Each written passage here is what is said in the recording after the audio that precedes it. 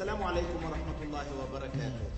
أحييكم على الهواء مباشرة من أنقرة بلد salute you from Ankara, the Turkish capital. I would like to welcome you for another episode of بلاحدود, without borders.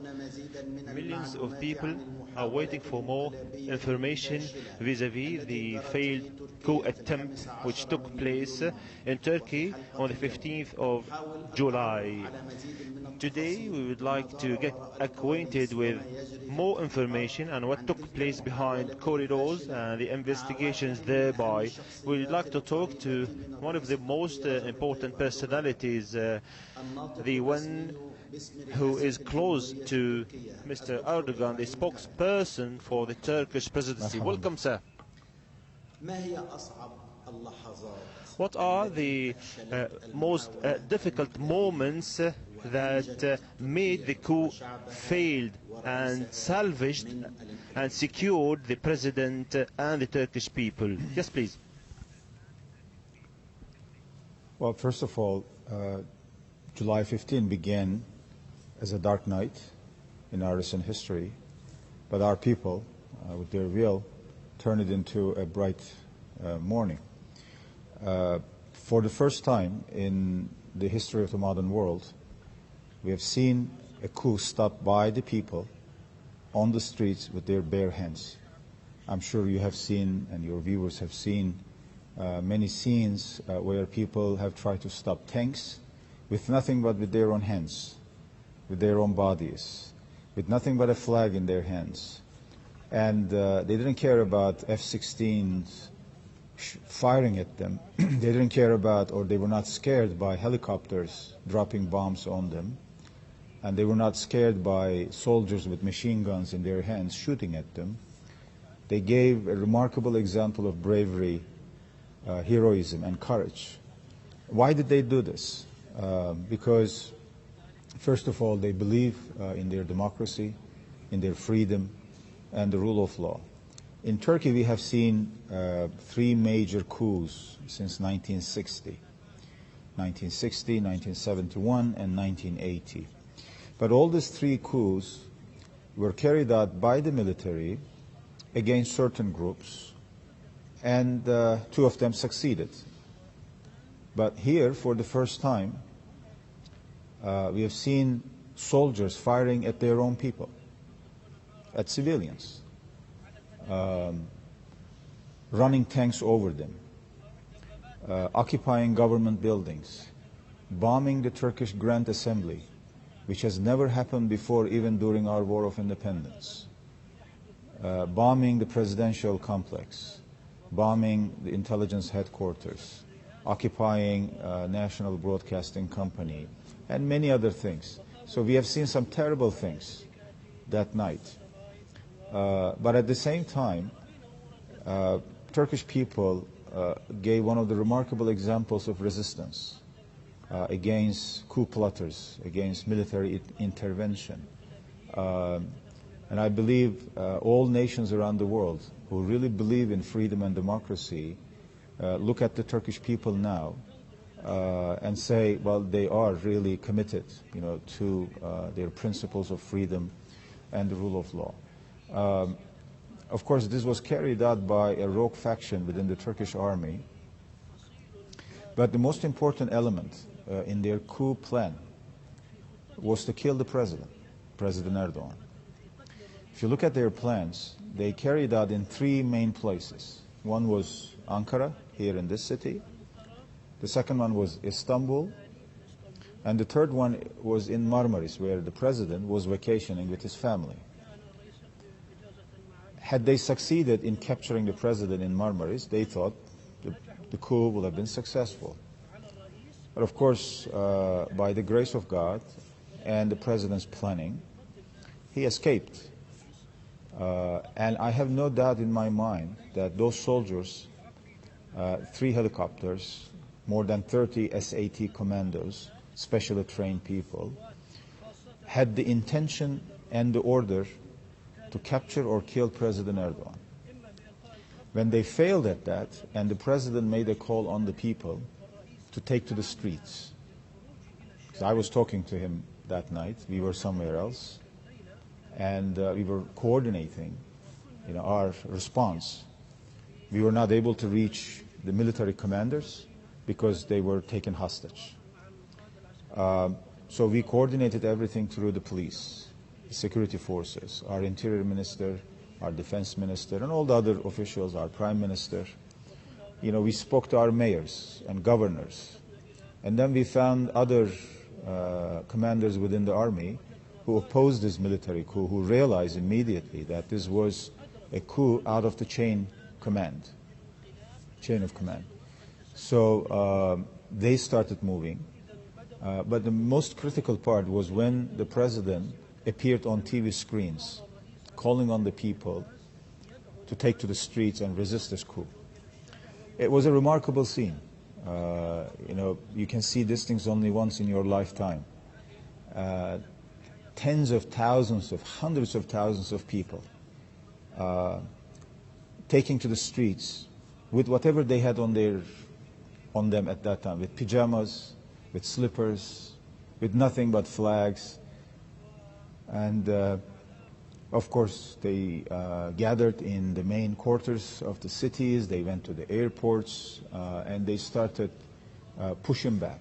Tanks, soldiers, helicopters, F-16s, and all of that.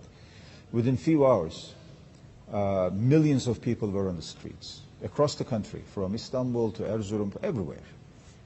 And of course, we moved our special forces, security forces.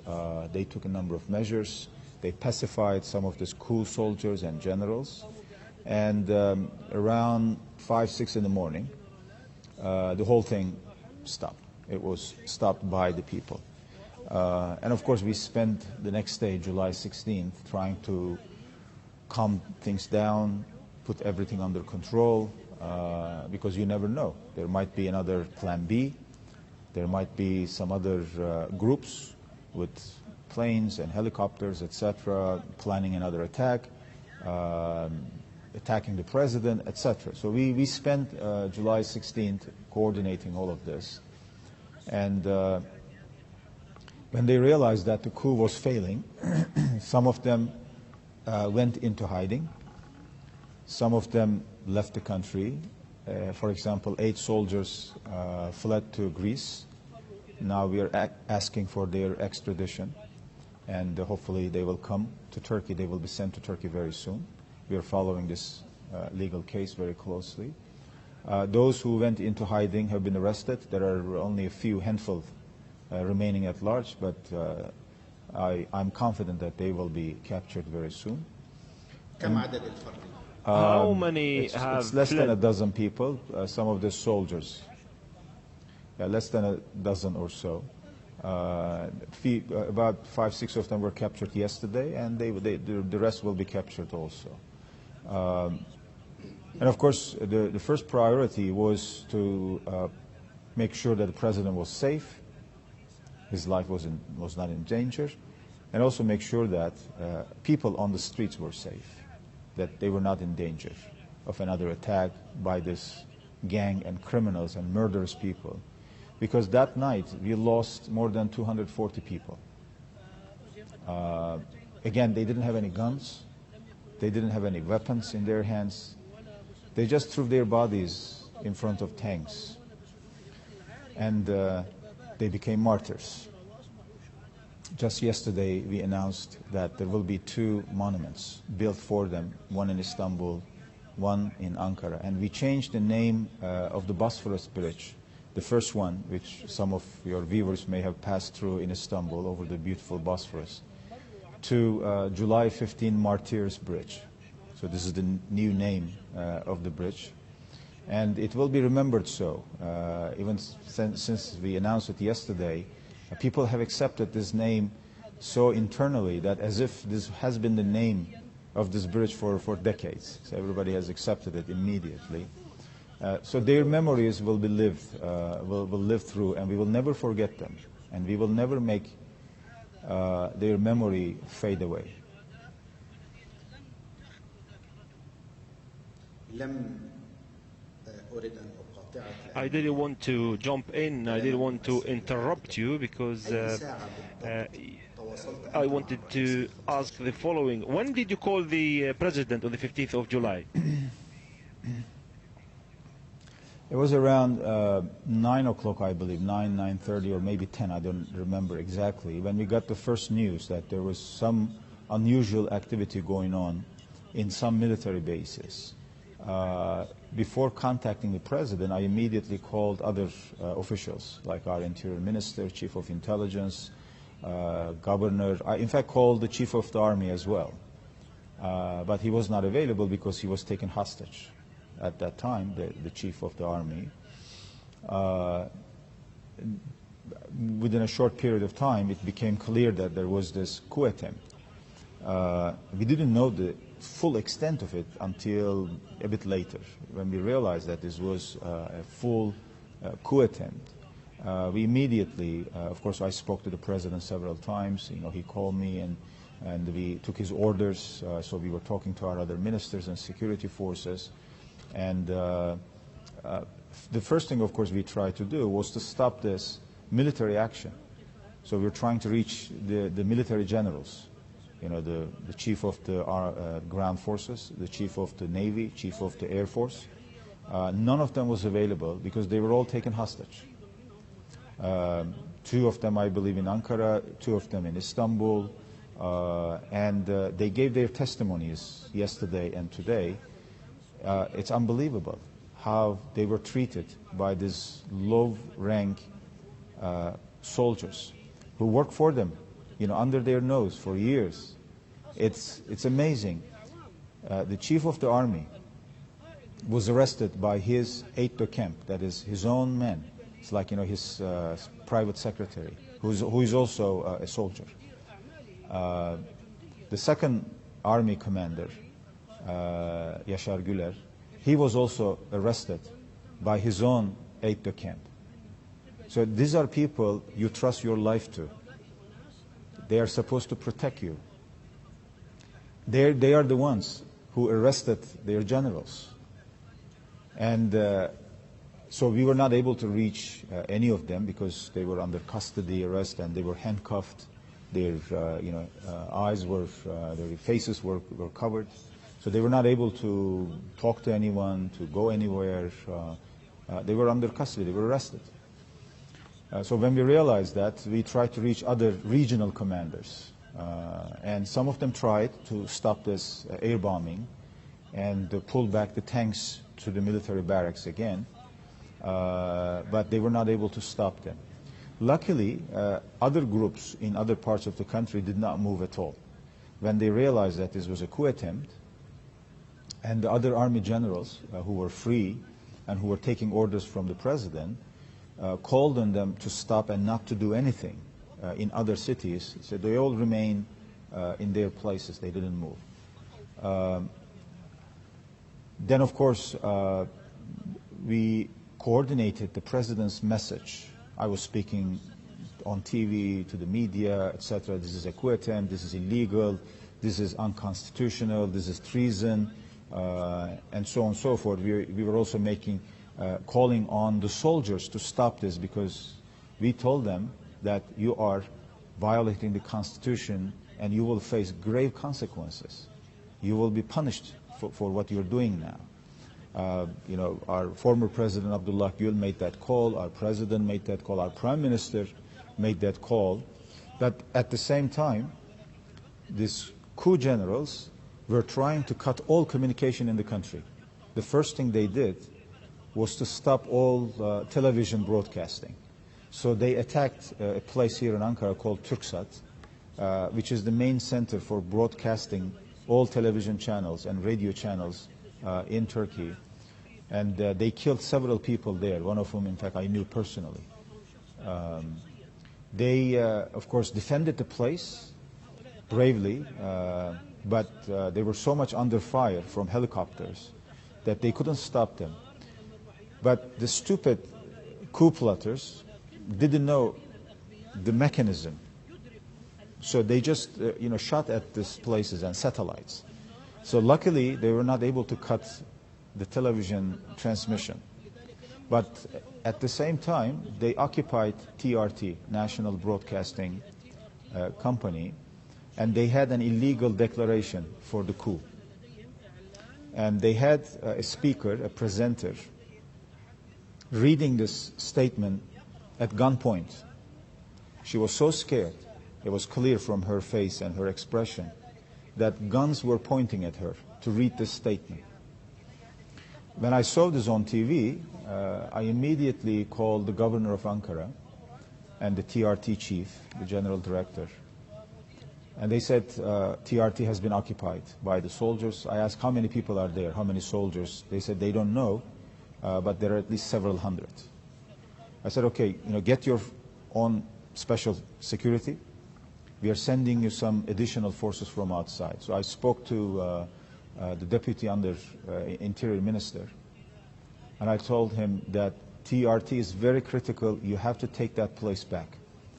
Because for the coup plotters, the key thing was to get hold of TRT and read their message from there. They have it read, they read the message, but I said we have to take it back.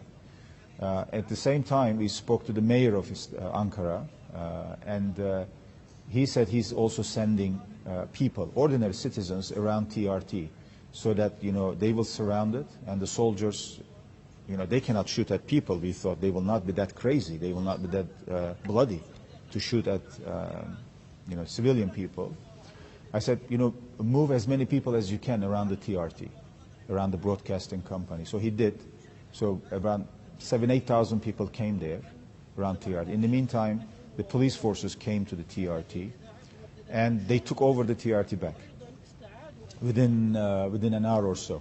I don't remember exactly because things were moving so fast that night. We took it back, and it's memorable because you're also a television person. It's in your profession.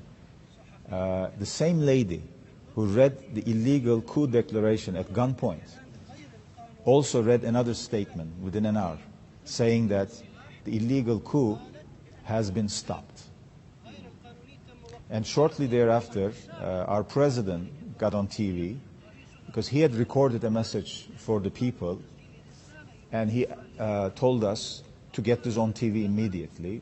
So we were trying to get his message on TV so that people will start, getting to the streets. But in the meantime, we were talking to people, to NGOs, business communities, everybody. Get to the streets, get to the streets. There was a technical problem with getting the recording of the president's message to the people. I was very angry that there was this technical problem. I said, what technical problem? I'm not an expert on this stuff, but what is the problem? Why aren't we seeing the president on TV screens? Because he already recorded the message, has to be on the screen. So they said, they had to upload something, and it took some time, etc. So in the meantime, the president's chief of staff came up with the idea, well, we have a phone and we have FaceTime on the phone, and we can see the president on the phone, and they can broadcast it from there. So while we were trying to get that recording on all the TVs, the president appeared on that phone. This is the story of the FaceTime, yes. At that moment. And so he gave his first message there, and then he also connected to a few other channels, and in the meantime that recording came on, and it's remarkable. One of my friends in Istanbul told me that he was on top of a hotel in Istanbul near the second bridge, Fatih Sultan Mehmet Bridge, and they were trying to understand what to do, where to go. They were looking for a sign. And he said, when we saw the president on TV, on the phone, he said he saw thousands of people moving on the streets within minutes. He said he's never seen anything like this. This is a milestone moment. It was a historic moment.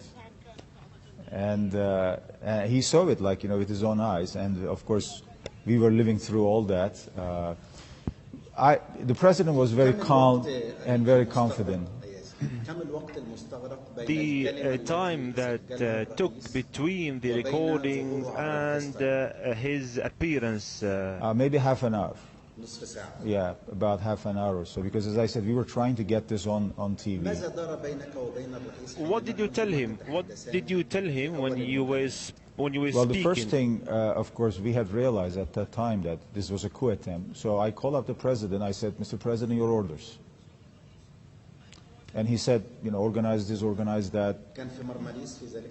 Yeah, well, he was in Marmaris. We were in Antalya because we were preparing for a program for him the next day. He was going to come to Antalya to play football with Messi, you know, the famous football player. You know, he's a football person, as you know. He was going. Would he play in the next day? So we were the next day. Yeah, we were preparing for his program in Antalya, and everything was set. Like he was going to come to Expo. And then he was going to visit some places and then play football with Messi, Eto'o, and other famous football players. So that was the plan. Well, according to his account, he got few calls around 5, 6. I mean, people were calling him like, you know, something was happening, etc. So I don't know exactly what time, you know, he got the confirmation that this was a coup attempt. Because I was not there physically with him, but we connected after we found out about the whole thing. You have spoken about the role of the police, and you've spoken about the role of the populace and some of the generals that were against the coup. However, you haven't mentioned the intelligence. Supposedly, the intelligence ought to have been the first to know. Yes, please. What happened that night was, of course, I was talking to our chief of intelligence about this. What time? I spoke to him, it was around 9 o'clock, I believe. 9 o'clock? Yeah, 9 o'clock. It was late because what happened was that our intelligence got the first intelligence, they say, around 4:30 that afternoon. Of course, the initial intelligence was that there was some unusual activity going on in some military bases. In an air base here in Ankara, in another air base in Eskişehir, and a few other places. So they immediately acted on this intelligence. They contacted the armed forces. They said, something going on here. So they said, all right, let's check. So when they checked, they realized that, yes, there was some unusual activity going on. What time was it, sorry? Again, 4 or 5, I believe. Because I was not there, so I don't know exact time. Yes, because you did know the itinerary every single moment, yes? Yes, and he went, then the chief of intelligence, in fact, went to the headquarters of the armed forces. They had a meeting about this. There was something going on, what's going on here, like who's giving these orders. Around 7:30, the chief of the army gave an order saying that no flights from any military base, no flights. They're all banned. All planes are down. No one is flying. I think after our intelligence received this first intelligence that there was this unusual activity, the coup plotters realized that their plans were exposed. They were planning to begin the coup at 3 o'clock in the morning the next day. So when they realized that their plans were exposed and the intelligence got the first information and the armed forces were giving these new orders to down all planes, etc., in fact, they took the timing of the coup earlier. So they started around 9:30 or so. Everything was in a mess. Exactly. So in that sense, the intelligence played a key role, no doubt. But yes, there was a gap, time gap. As our president said, you know, he was informed about this, you know, later than it should have been. The prime minister has been informed maybe later than he should have been. But at the same time, intelligence was trying to verify this information and also taking action. But as soon as the coup plotters realized that their plans were exposed, they came and arrested the chief of the army. And they also arrested all the commanders of the air forces, ground forces, and the navy. The decisions that were taken, i.e. the layoffs of 1,700 soldiers, as well as the closure of 3 news agencies and 23 radio stations and 45 newspapers, do you think that this is perhaps a trend whereby a 5th column might surface in order to see another coup perhaps? Well, of course, I mean, all that has been done so far since July 15th and 16th is designed to make sure that such things do not happen again. Now, there are a number of points here, I think, that are important for us to understand. First of all, this coup was carried out by a rogue faction within the Turkish army connected to Fethullah Gülen group. It's clear now, beyond any doubt. Could you give us some information that emphasizes this? This Gülenist group, run by this man Fethullah Gülen, who lives in Pennsylvania in the United States since 1999, has had this plan of infiltrating the Turkish state for many decades, at least since 1980s. He, in fact, admits and claims that he has thousands of followers in various state institutions, in the judiciary, in the police, in the security, in the army, in other state institutions. What is his aim? His goal is to take over the state. They present themselves as peaceful educators. They claim that they represent moderate Islam, education, charitable work, and things like that. But there has always been a dark side to this movement, even before they got more powerful than they were in the 1980s and 90s. They were always very duplicitous. You know, they will tell you one thing, they will do another thing. They will show one face, but the real face was different. Of course, this has nothing to do with Islam, with our ethics, with our morality, with our culture, with our civilization. You know, a person is who he is. You have to be honest. You know, whether you are a friend or foe, you show yourself. You don't hide behind, you know, masks. But how could he? This is the mentality how he was able to convince them? Because he believes that every means is possible if it takes you to your goal. Every means is possible as long as it takes you to your goal. So for them, like, there is no moral principles. They can lie, they can commit crimes, they can steal, they can do all kinds of things, and they all claim that they are doing this for a greater cause. For a greater cause, you can do these small crimes. This is their mentality, which is a very dangerous mentality. And this man, whose followers believe that he is the Mahdi, they say this openly. So from a religious point of view, from the point of i'tiqad, I mean aqidah, this is unbelievable that he can make this claim. Is it right that he wanted to come back to Turkey? This is what some people say, that he was planning to come like Khomeini to Turkey with his followers, receiving him, etc. So he began, planting his followers in state institutions, again, without their identity being known, hiding their identity. Like in some cases, I'll give you an example. If you are a religious movement, you observe the basic principles of Islam, right? You don't drink alcohol. Your wife usually covers her head. You pray. He gave permission to his followers in the army not to do any of this in order to hide themselves, even drinking alcohol. First of all, how can you make something haram, halal? What Allah Ta'ala has made haram, you have no right to make halal for whatever cause. You cannot do that. You have no religious authority to do it. But he has done it.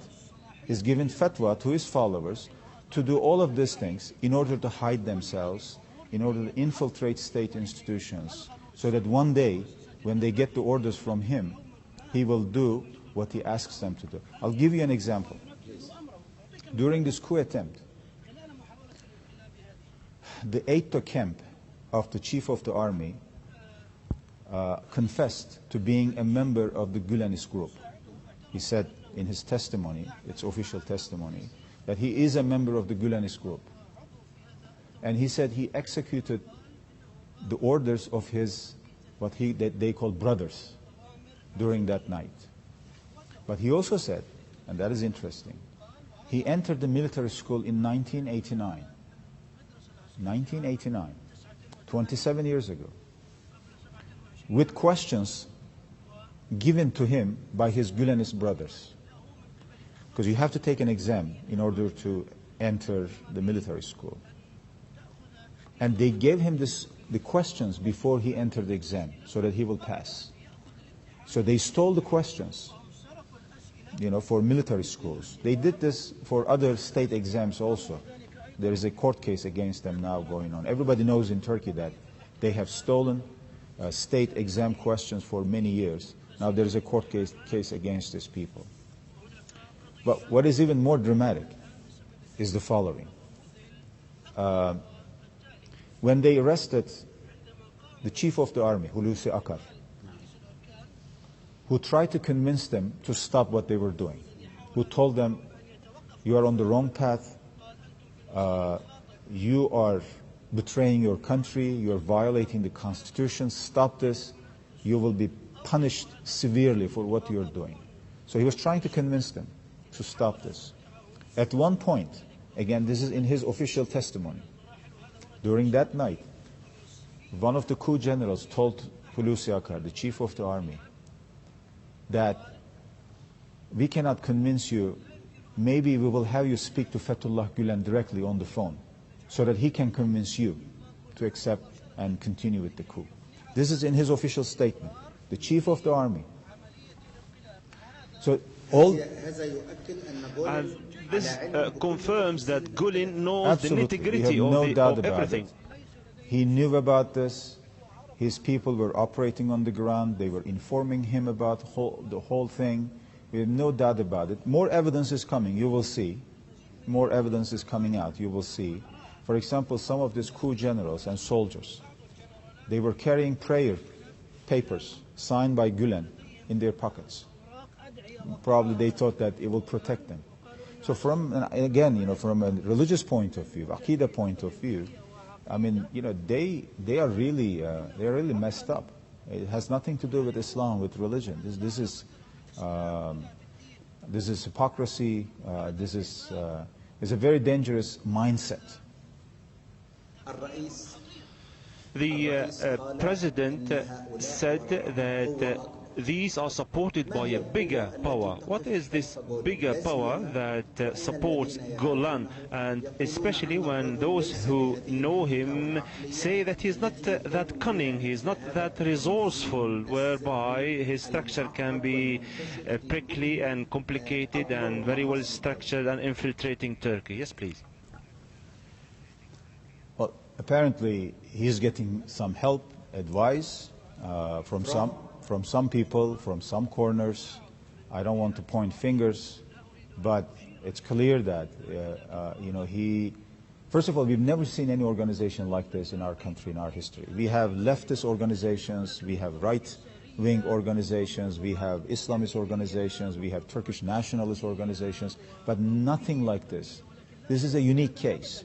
That's why sometimes it's difficult for outsiders to understand how come such a group can exist, stay, in waiting for years, take over the state, and do all these things.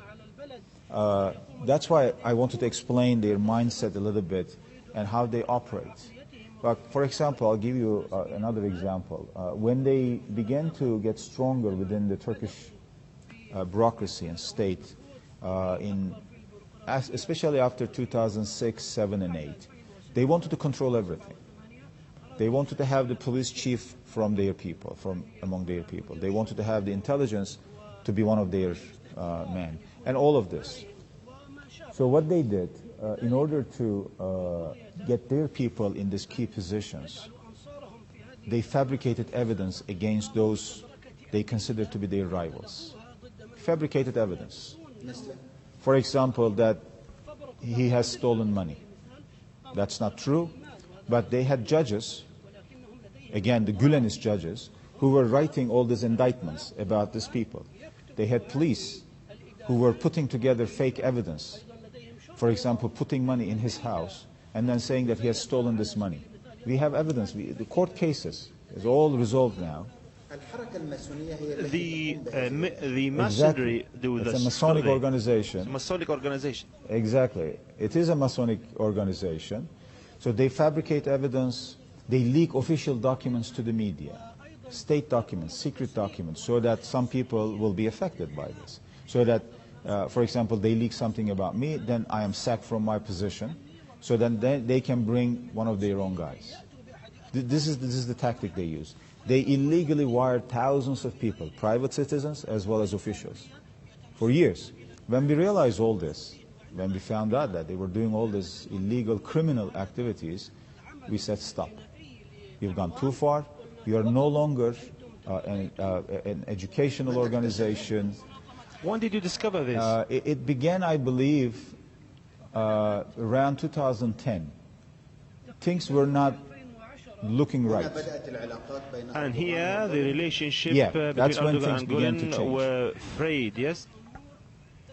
Because the first thing they did, it's interesting, they wanted to have one of their guys to be the chief of Turkish intelligence. And our president said no. No, he said, I will appoint my own chief of intelligence, someone whom I can trust, who is our current chief of intelligence. They got crazy about this. You know, how come that you don't trust us? You know, we have to appoint our own people. The president said, no, that's too much. I understand if you have schools, fine, go do your education stuff. If you want to have NGOs, charitable organizations, fine. But if you start getting into state business, intelligence, security, judiciary, what is this? You're no longer a religious community. You are becoming almost a Masonic organization, a secretive, dangerous organization with too much power in your hands. So that's when they began to act against President Erdogan. They sabotaged many things in this country, including the Kurdish issue, the Kurdish peace process. First they supported it, and then when they realized that this was getting out of their hands, they sabotaged it in many places. We will find out more, you will see, in the weeks to come. You will see some unbelievable facts coming out about these people, what they have done. Since 2010 and up to 2016, they were working regularly to have a coup. You see this in their actions in the country. You see this in their actions outside the country. Look what they're doing outside Turkey. Many of them have fled Turkey now, to Europe, to United States, to other places, to some Arab countries. Look what they're doing. All they do is run smear campaigns against President Erdogan, against Turkey, spreading lies, doing propaganda, and anything that can hurt Turkey. This, as I said, we have had leftist, rightist, nationalist movements, but nothing of this kind. We have never seen anything like this. Who's the mastermind, the genuine mastermind behind the coup? Well, we believe it is Fethullah Gülen. There is no doubt about it. But if you ask me, who is like among the generals, who is the face of the coup, I'll tell you something very interesting. In all modern military coups, you have a face of the person who led the coup.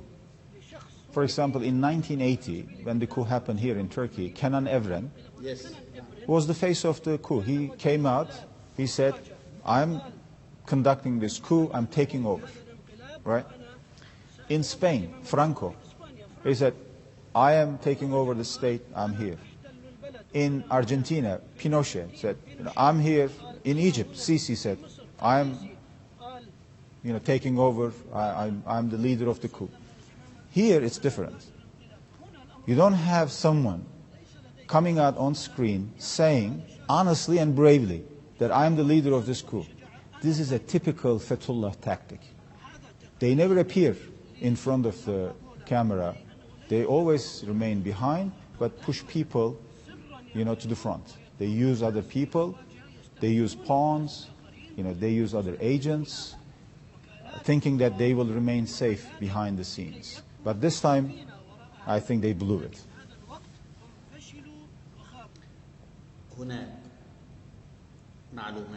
There are important information that were circulated recently, emphasized by Turkish newspapers but denied by American newspapers, saying that the mastermind is the American General John Campbell, who led the coup with the support of the CIA and funneling money through Nigeria to Turkey through the UBA bank. There is another information.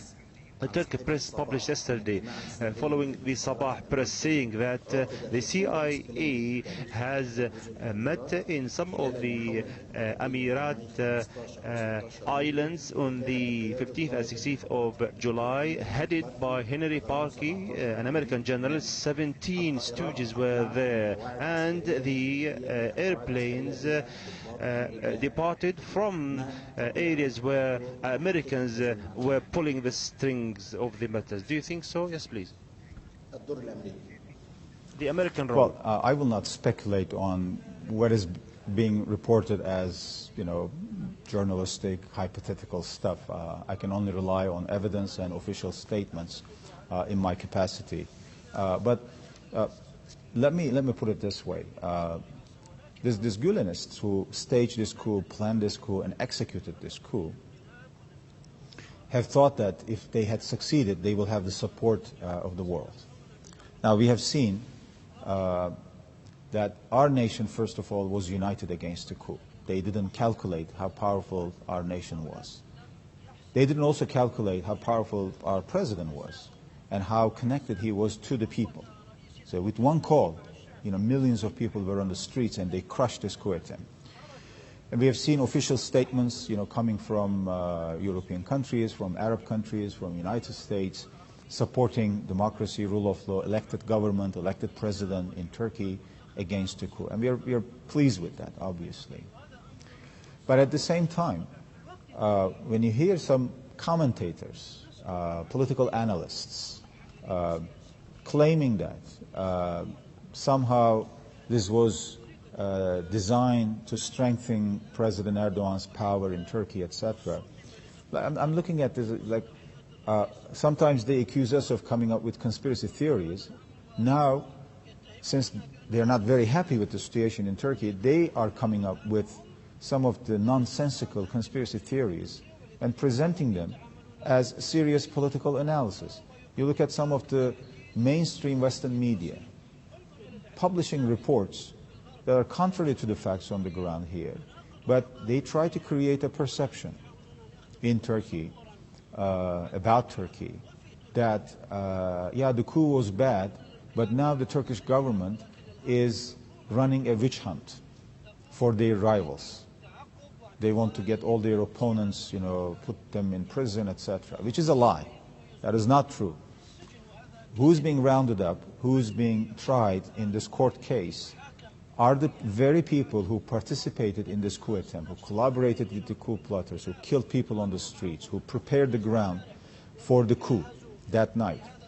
We have about 12,000 people who've been arrested so far. Most of them are soldiers who participated in the coup on July 15th and 16th. What are we supposed to do with these people? They killed innocent people on the streets. Of course we will go after them. So it's not enough to condemn the coup and then do nothing about the coup plotters. If there is a coup, it's done by some people, real people. So we will have to go after them. This is a requirement of justice. You have to go after and bring these people to justice. Turkish people right now expect justice and closure. That is, everything has to be clarified, what happened, who are the culprits and criminals, the murderers, and then brought them to justice. If some people think that this is an opportunity for President Erdogan to go after his rivals, they don't know anything about Turkey. They are not following the facts in Turkey. I'll give you two concrete examples to prove the contrary. 2 days ago at the presidential palace, President Erdogan held a meeting with the leaders of political parties, 2 main opposition parties, CHP, which is the secular Republican Party, its leader Kemal Kılıçdaroğlu came to that meeting with the president. And then the leader of MHP, the Turkish Nationalist Party, its leader Devlet Bahçeli, came to that meeting with the president and of course with the prime minister present. So I was in that meeting also. And they talked about the coup, the post-coup situation, and they said, we put all of our political differences today. This is a matter of state and nation. And they, for 2.5 hours, they discussed all these issues. They shared their own personal experiences that night, and they said they stand with the government and the president in our fight against this Gülenist infiltration and coup plotters in Turkey. Do you think that the 3 main parties are supporting Erdogan, Mr. Erdogan, in all the decisions that he will be taking? No doubt. We have declared a state of emergency for 3 months.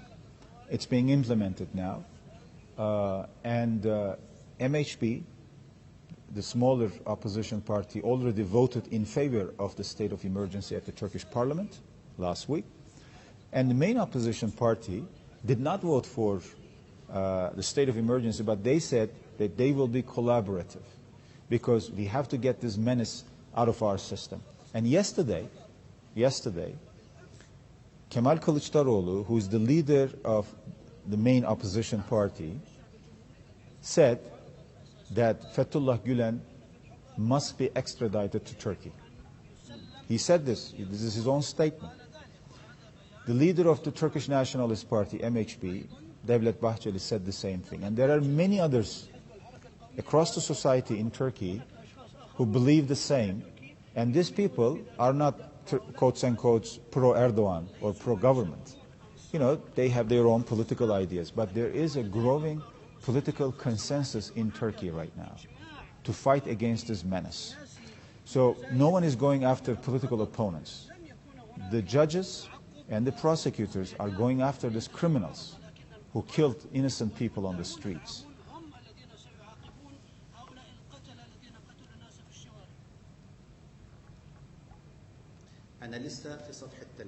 I'm still at page number 3. I had 15 pages and I had 1,000 questions from our viewers. I might need 20 episodes with you to understand the matter deeply. Please, I will be having another episode with you at least. I've got plenty of questions that are important. I would like to thank you for your interventions, and please allow me to speak to you with another during the other episode. As long as you are here, perhaps I'll be the master of the time now. Thank you very much, Dr. Ibrahim. Our viewers, please wait for us. The next episode will be dealing with the Arab stances that were reluctant, and as well as the parliamentary session whereby the Qatari ambassador was there but others were not there. We'll be talking about also the Erdogan visit to Russia and other issues. Please await the second episode with Ibrahim, Mr. Ibrahim Kالن, the spokesperson for the Turkish presidency, and Ahmed Mansour is saluting you. Assalamu alaikum wa rahmatullahi wa barakatuh from the Palace of Ankara. Thank you.